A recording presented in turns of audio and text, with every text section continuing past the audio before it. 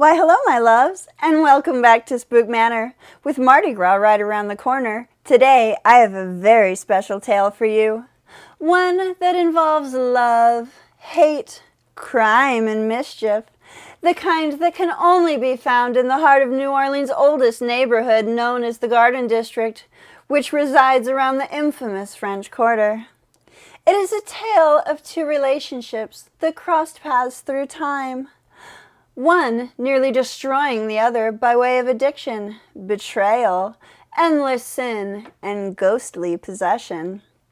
Do you care to join me on this jazzy journey through time to explore the past of the Big Easy? Then let's begin. Todd and Karen were the ideal couple. They had been together for over 20 years, sharing the same passions, dreams, and visions of the future. Karen was an architectural historian, having worked in Savannah, Georgia for most of her career and specializing in Creole and antebellum preservation. It was Todd's careful eye for detail that made Karen fall in love with him. They found each other by way of their business relationship. Todd often worked as a construction manager for the many historic homes Karen rescued from demolition.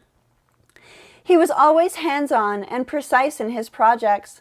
They often spoke endlessly into the night about their dreams of moving to New Orleans' historic district, where they would retire and refurbish their forever home. It was early November in 2019 when Todd found the perfect place. In his excitement, he didn't say a word to Karen before booking a flight and taking a tour of the care-deprived two-story Creole mansion. It was a perfect disaster. With its gently rusted wrought iron balconies and Greek Revival design. The cobblestone driveway and front yard, though small, featured massive live oaks with haunting Spanish moss dancing from their twisted limbs. Though he knew Karen wanted a home with an officially recognizable past, the mansion had been changed and modernized far too much over the years to qualify for the historic registry. Despite this, there was something about the charm that called to him. There was something in the air about the dwelling that was drawing him like a bee to honey, something sweet, almost spiritual in essence. He had become overwhelmed with a vision and made an offer right on the spot. Karen was out of town at the time of Todd's discovery, which made his secret adventure an ideal surprise for his beloved wife. She had been caring for her ill mother prior to his passing, and then took on the morbid responsibility of the funeral against her wishes. Todd knew Karen didn't care much for her mother, and worried about the stress she was under during this transitional time. However, it was her mother's inheritance that made it possible for their dreams to become a reality.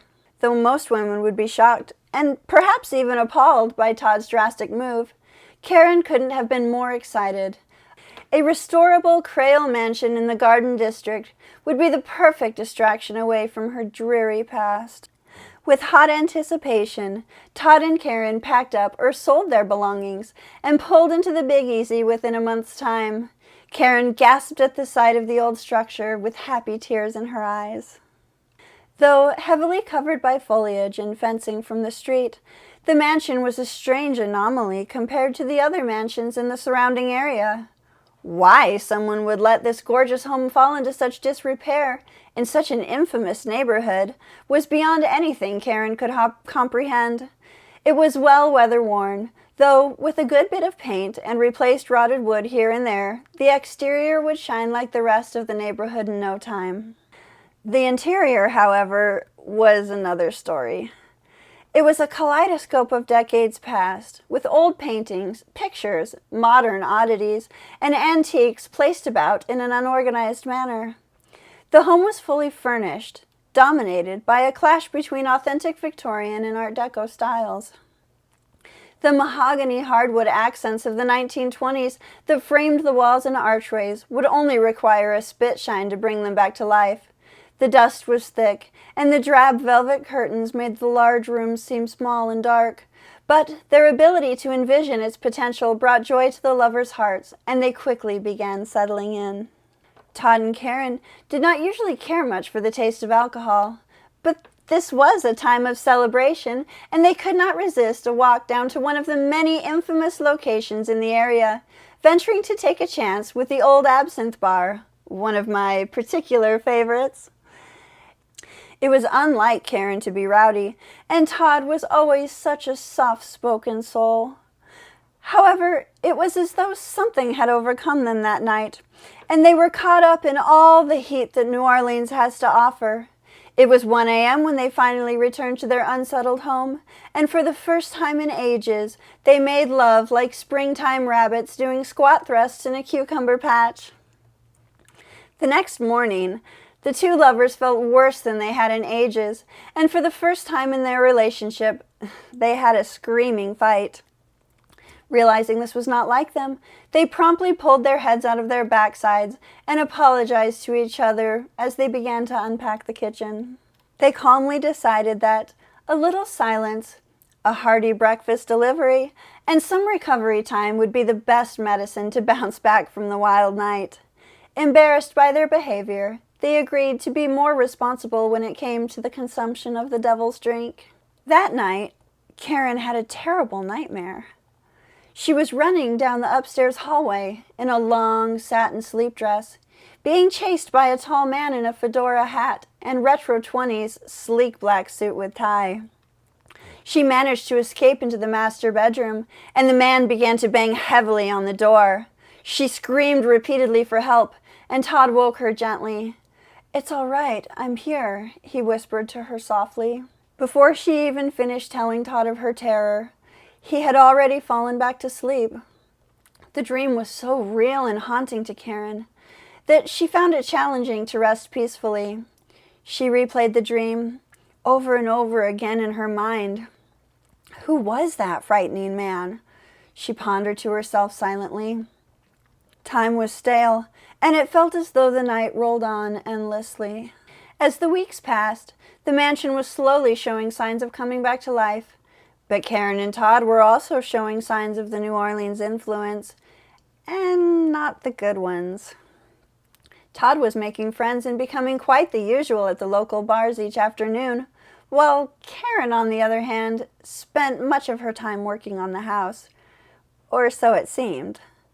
Though it was uncommon for her to ever ridicule him in the past, she quite often found herself impatient with his newfound routine. Despite being a social being most of her life, she found herself quite happy being alone and running what she felt like was the world behind closed doors. All she needed were her newfound friends, the spirits that resided in the cabinets, known as good old Jack Daniels and Mr. Sazerac, to be content. It was as though Todd and Karen's personalities were changing. Something seemed to be influencing them, and the alcohol was only a small factor in the much larger scheme of things. Late one afternoon while Todd was out, Karen found a small lever hidden behind some elaborate trim in the library downstairs. She had already spent over an hour oiling the fine hardwood in this glamorous room, which was designed to show off the extensive wealth of the past owners. To her utter amazement, the large bookcase that went from floor to ceiling opened like a door. Dark, dusty, and filled with webs, Karen discovered a narrow stone staircase between the library and hallway walls. Designed for patrons much thinner than herself, Karen stared down this strange corridor, wondering what lies beneath. There was nothing in the contract about a basement, and Karen's curiosity was getting the better of her. Armed with a can of spider spray and a belly filled with half a glass of liquid courage, Karen managed to squeeze into the confined space and made her claustrophobic descent to the bottom of the steps with cocktail in hand. The staircase led to what appeared to be a massive stone-walled room, large enough to hold at least 50 people and filling the entire underground space of her backyard. As Karen began to explore, she found massive oak barrels of antique wines and whiskey smashed to pieces on the floor. There was a bar with a large mirror and dust-ridden Art Deco decanters and liquor bottles authentic to the 1920s. A small stage area at the far end, and wooden poker tables standing or laying broken about in the space. Much of the contents of the room had been destroyed by what appeared to be a small group of angry people. It was clear that no one had been down there for decades, perhaps for nearly 100 years. The dust was thick and heavy. The cob and spider webs hung like sickening Halloween decorations from the shelves and ceiling, while the massive, elaborately framed mirror featured age spots and a large crack down the center. Very little light shone through small, obscure windows at the top of the room, which lay hidden at the base of the stone backyard fences, hidden in plain sight to the outside world by intricate wrought iron lace. They let in just enough light for Karen to explore. As she looked about the dreariness of her surroundings, trying to adjust her eyes for a better awareness of the space, she began to feel a bit dizzy and carefully set down her cocktail. Taking a deep inhale of the thick air, Karen had a slow, sinking feeling that she was not alone. How silly, she thought to herself. No one was down here except for her, and as far as she knew, there was only one way in and one way out. As she turned towards the staircase to leave, what felt like a breath of air brushed across the hairs on the back of her neck, and she felt a subtle pulling at the back of her arm. Quickly she pulled away and laughed to herself. This room is giving me the creeps, she thought. It was strangely cold down there, despite the warm, humid 70-degree Louisiana air outside. Just to be safe, she turned to look in the direction she had been pulled, and a small bit of sunlight flashed off something shiny on the floor at the far corner of the room. She felt drawn to it. Something inside her was pulling her towards it. Bending down, she realized it was an antique flask, engraved with the letter T nestled in elaborate filigree. Shocked, Karen could not believe it was Todd's initial on it. Quickly, she scooped up her little treasure and made her way back up the narrow staircase. When Todd got home that night, Karen excitedly showed it to him. She had cleaned it up and polished the sterling silver flask to near perfection, minus a few dings here and there. Lovingly, she handed the rare gift to Todd. And, as though possessed by some unseen force, a hot passion came over both of them once again. And, unlike most of their married life, they began yet another night-long parade of bumping uglies in the Big Easy. The next day, Todd was so impressed by his gift that he wanted to start carrying it with him to show it off to his new friends at the bar. Though Karen felt it best to store it up on a high shelf or in a safe place due to the value of the precious metal. They had collected the Art Deco treasures from around the house for restoration and were making the 1920s style the main feature of their home. However, Todd didn't appreciate Karen's newfound forcefulness. She had always been so easygoing in the past, and now it seemed she wanted to dominate everything. Todd had had enough, and yet another screaming match ensued. For the first time in their 20-year marriage, and contrary to their character, Todd had struck Karen down, and she fought back like a maniac. Finally, the fight had ended with a black eye, multiple bloody scratches, and several bruises on both of them. The whole ordeal closing with Karen locking herself in the upstairs master bedroom to escape the violence, and Todd leaving the house for the night. A night away seemed to bring Todd to his senses. This is not who they are. A perfect 20-year marriage, nearly destroyed in a month, and for what purpose? Todd knew he had to make amends. Upon his return the next morning, he stood outside on the street and stared up at the extravagant manor. What once seemed like a dream come true now felt like a tomb, and the end of a long and happy life with the woman he loved so dearly. He apologized profusely to Karen for his actions and swore off alcohol from that day forward.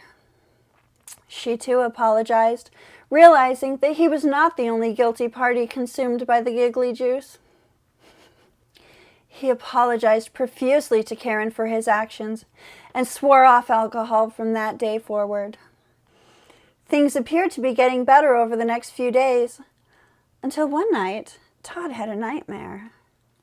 He was running through the mansion, which was lit by candlelight and a dim overhead lighting.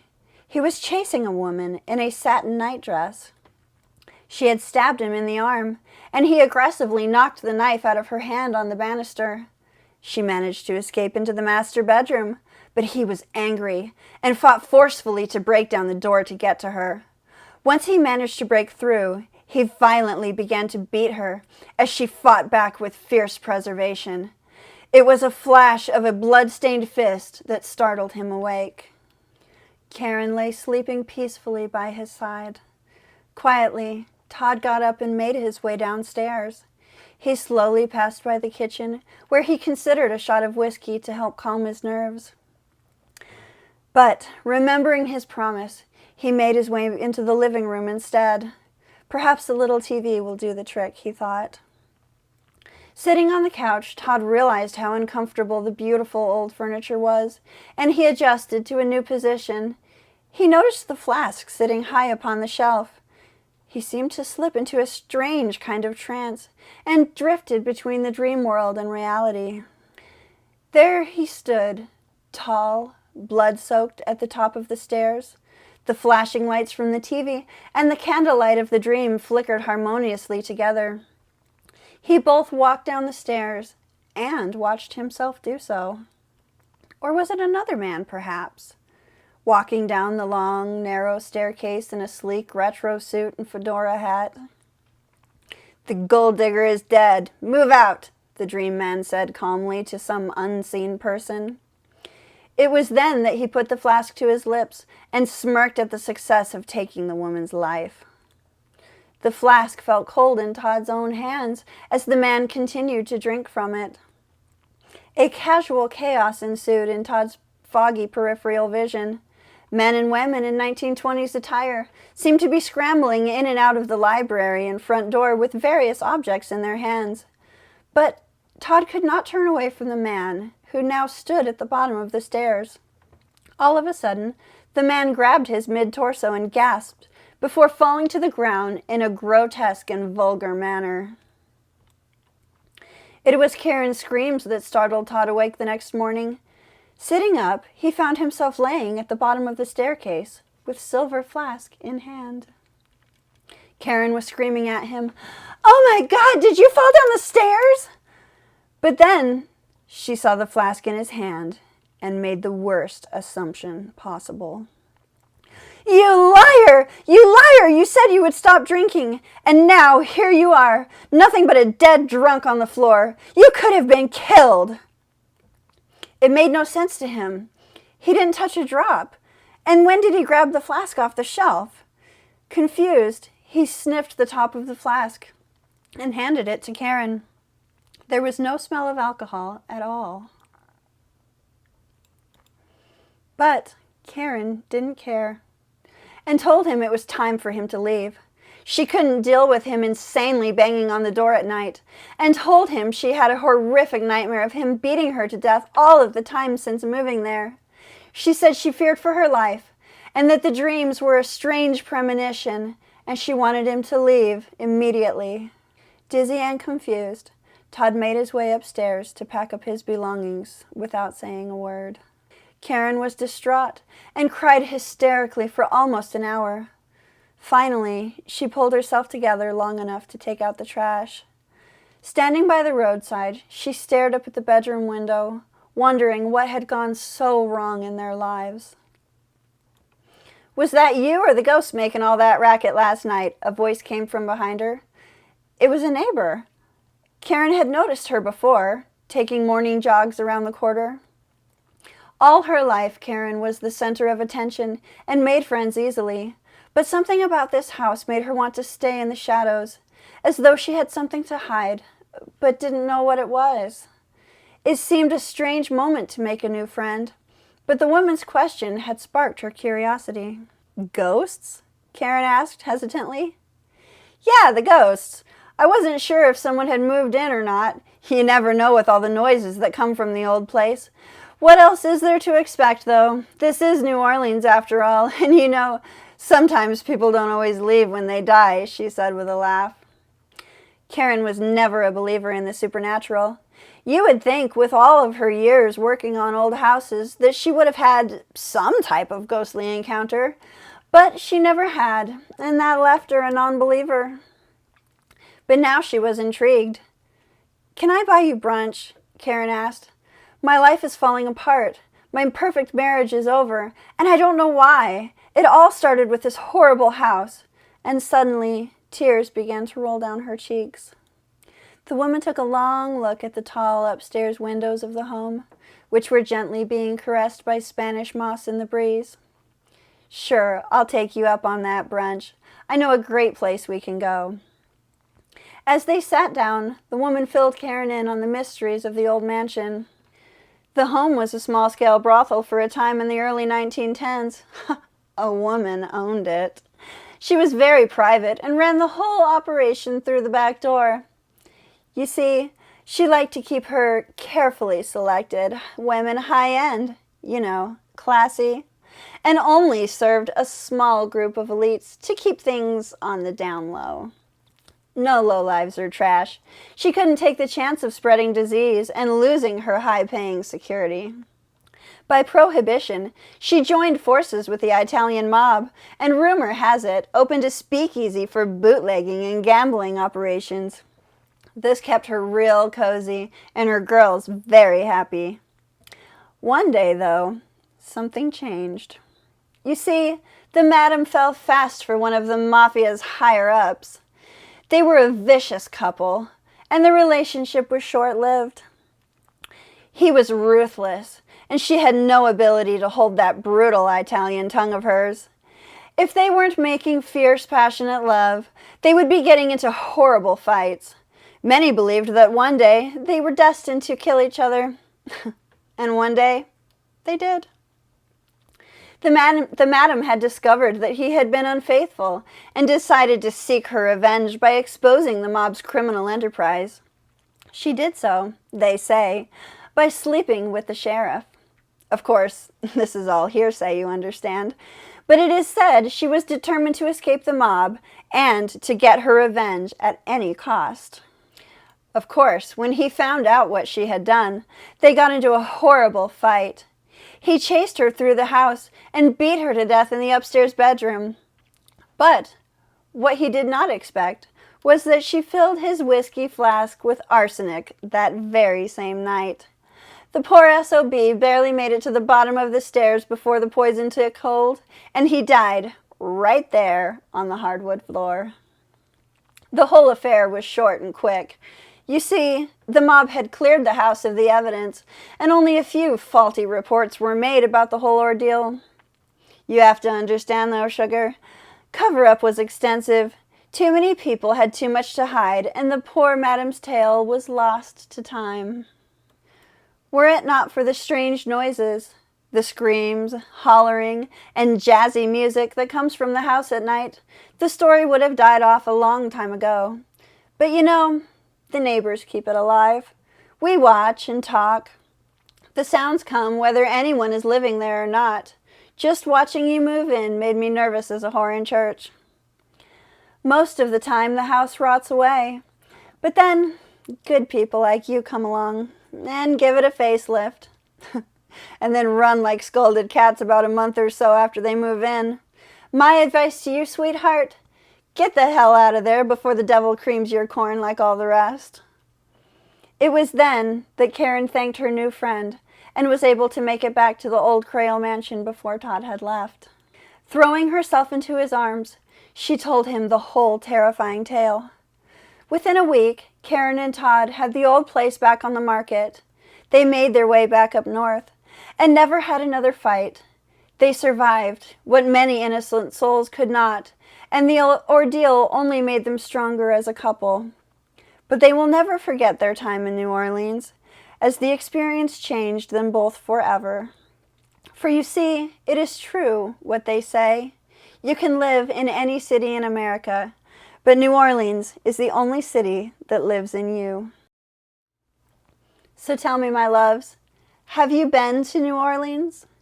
Have you seen the ghost of the city's sacred past?